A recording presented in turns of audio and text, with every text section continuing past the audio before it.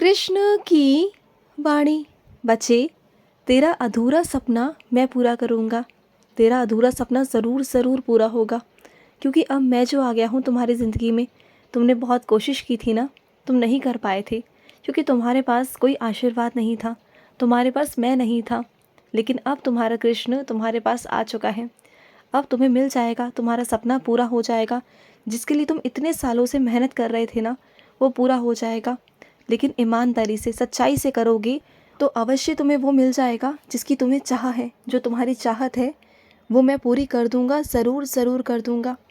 और सुनो, अपने घर के सामान को, घर की चीज़ों को, चाहे दफ्तर हो चाहे घर हो, सबको व्यवस्थित, चीज़ों को सही तरीके से रखना शुरू करो। व्यवस्थित रखो चीज़ों को, ऐसे रखो कि अगर अंधेरे में भी हाथ डाला जाए ना, निकाला जाए ना, तो वो चीज़ वहीं की वहीं मिले। इससे पता है क्या होगा? तुम अगर अपने घर को, दफ्तर को व्यवस्थित रखोगे ना, तो तुम्हारा जो मन है ना, वो भी बहुत अच्छा रहेगा और तुम्हारे दुकान में, तुम्हारे घर में बहुत बरकत रहेगी, लक्ष्मी जी का वास रहेगा। जो चीज़ें उथल पुथल वाली रहती हैं ना, वहाँ पर देवी देवता वास नहीं करते। देवी देवता वहीं वास करते हैं जहाँ पर साफ सफाई रहती है। तो फिर वैसे ही रहा करो ना। और सुनो, अगर बार बार बार बार किसी से कोई भी बात कही जाएगी ना, बार बार उसके बारे में अगर उसकी निंदा की जाए या उसके बारे में कोई भड़काया जाए ना, तो वो एक ना एक दिन ना सामने वाले के जहन में चली जाती है। और ऐसा ही कुछ तुम्हारे साथ भी हो रहा है ना। तुम्हारे बारे में गलत सलत अफवाहें उड़ाई जाती हैं, गलत तुम्हारे बारे में बोला जाता है, और सामने वाले के मन में ना तुम्हारे लिए नफ़रत, तुम्हारे लिए शक पैदा किया जाता है ना। तो सुनो मेरी बात को, करने दो। जिसे जैसा करना है ना, उसे वैसा करने दो। लेकिन सच सबके सामने एक ना एक दिन आ ही जाएगा।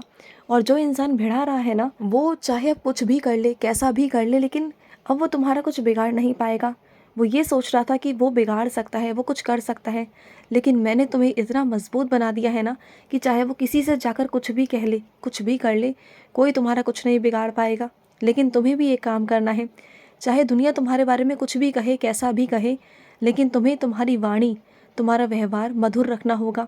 अगर कोई भी तुमसे आकर मिलता है ना, चाहे वो अपना हो, पराया हो, अजनबी हो, कोई भी हो, सबसे तुम्हें प्यार से ही बात करनी है। अपने व्यवहार से सबका दिल जीतना है, और तुम दिल जीतोगे। समझ गए ना? ये काम तुम्हें करना है, इसे कभी नहीं भूलना। चाहे तुम्हें कितना भी क्रोध आए, कितना भी गुस्सा आए ना, तुम्हें अपना क्रोध किसी के भी आगे जाहिर नहीं करना। समझ गए ना? तुम्हें कितना गुस्सा आए, मुझसे आकर कहना, मुझसे शिकायत करना, लेकिन वहाँ नहीं, बिल्कुल नहीं। क्योंकि लोग ये नहीं जानते कि तुम पर क्या बीती है। लोगों ने ये नहीं देखा कि तुमने कितने संघर्ष किए। लोगों ने कभी ये नहीं देखा कि तुमने कितना दर्द सहा। बस लोग अभी का, उस वक्त का, वर्तमान का तुम्हारा देखेंगे, क्योंकि तुम्हारा व्यवहार कैसा है, और उसी के आधार पर फैसला सुना देंगे तुम्हारे लिए। फिर तुम्हें अच्छा लगेगा? नहीं ना? तो फिर देखो, सच्चाई से भागो मत। जो सच्चाई मैं तुम्हें दिखा रहा हूँ ना, उन सच्चाइयों से भागो मत। वो सच्चाई कड़वी सच्चाई ज़रूर है, लेकिन वो तुम्हारे सामने आना बहुत ज़रूरी थी, और इसलिए मुझे तुम्हारे सामने लाना पड़ा। क्योंकि तुम एक ऐसे जीवन को जी रहे थे ना, जो झूठा था मेरे बच्चे। और मैं नहीं चाहता था कि तुम झूठे जीवन में, झूठे रिश्तों में बंद कर रह जाओ।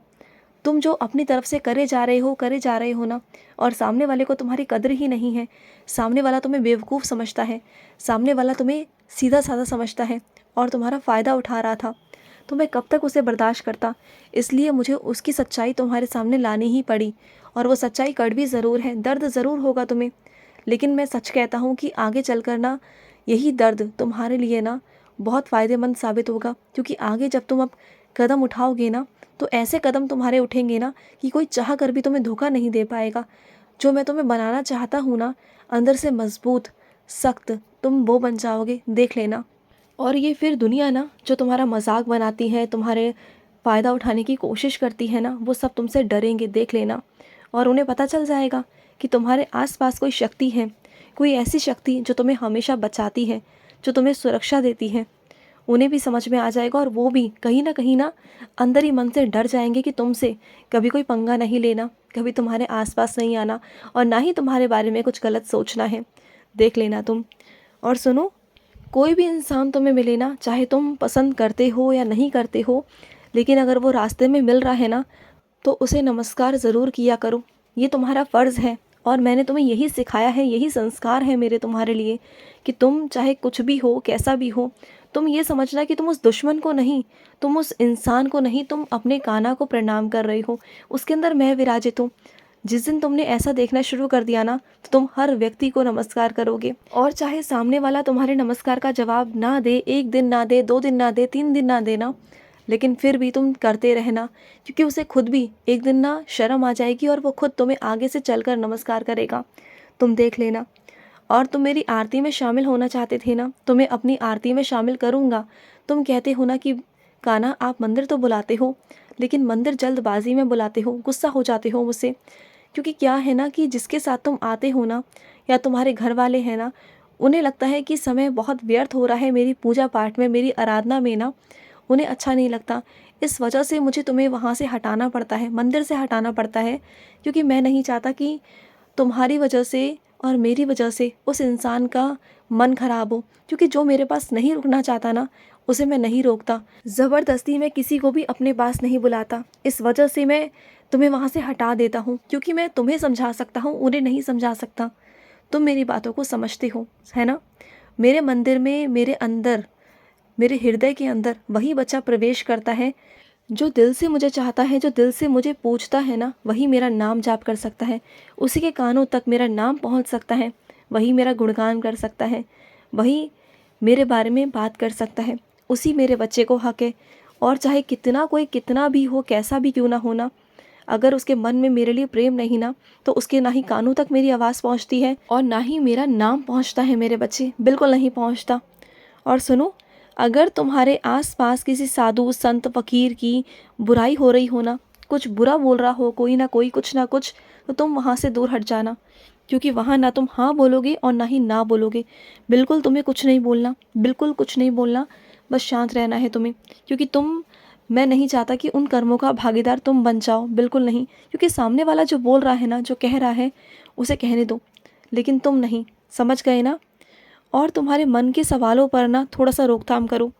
इतने सारे सवाल हैं तुम्हारे, इतने सारे सवाल क्यों पूछते हो? इतने सारे सवाल कि कृष्ण ऐसा क्यों होगा, कैसे होगा?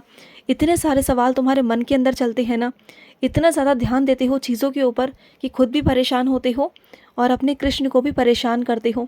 क्यों सोचना इतना, क्यों परेशान होना इतना? अरे जो होगा सो देखा जाएगा ना, मैं कर दूंगा ना। क्या तुम्हें मुझ पर भरोसा नहीं है कि मैं जो भी करूँगा वो तुम्हारे लिए अच्छा होगा?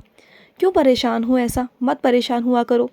मेरी विशेष कृपा है ना तुम पर, मेरी विशेष कृपा है, तभी तुम मेरा गुणगान सुन पा रहे हो, तभी तुम मुझे सुन पा रहे हो, तभी तुम मेरा नाम ले पा रहे हो। मेरी कृपा है तुम पर। ऐसा नहीं कि मैं तुम्हें मंदिर नहीं बुला रहा या फिर मैं तुम्हें दर्शन नहीं दे रहा तो मैं तुम्हारे पास में नहीं हूँ, ऐसा कुछ भी नहीं है।